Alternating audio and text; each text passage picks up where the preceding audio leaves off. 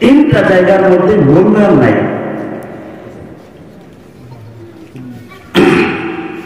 তিন জায়গার মধ্যে মূল্যায়ন নাই।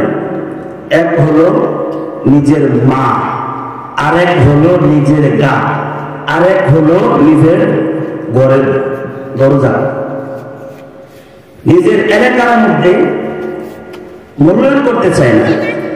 লেখাপড়া করতে করতে হাফেজ, মাওলানা, মুফতি, মেম্বার, চেয়ারম্যান, এমপি, মন্ত্রী, বড় পীর বুজুর্গ যদি হয়ে যায়, নিজের এলাকার মানুষ মূল্যায়ন করতে চায় না।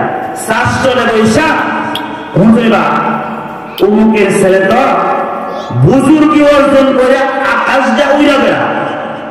ওনার উটার পরা খাইলে, পানি পান করলে, পাতলা পায়খানা থেকে শুরু করে ক্যান্সার পর্যন্ত ভালো হয়ে যায়।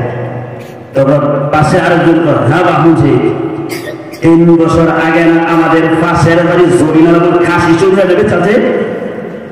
তার মানে কি নিজের এলাকার মানুষ মূল্যায়ন করতে চায় না।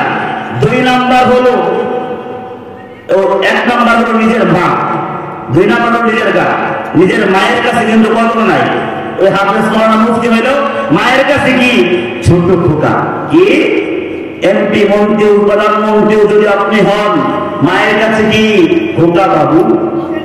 3 নাম্বার হলো নিজের ঘর, মানে নিজের বউ।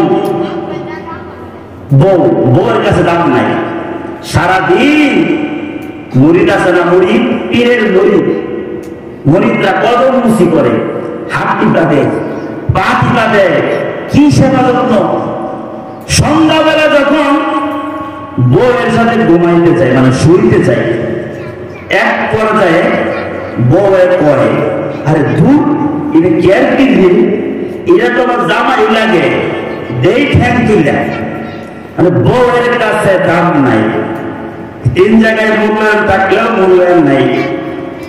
দেখবেন দূর দূরান্ত থেকে 10,000, 15,000 টাকা দিয়ে বক্তা দাওয়াত করে আনে।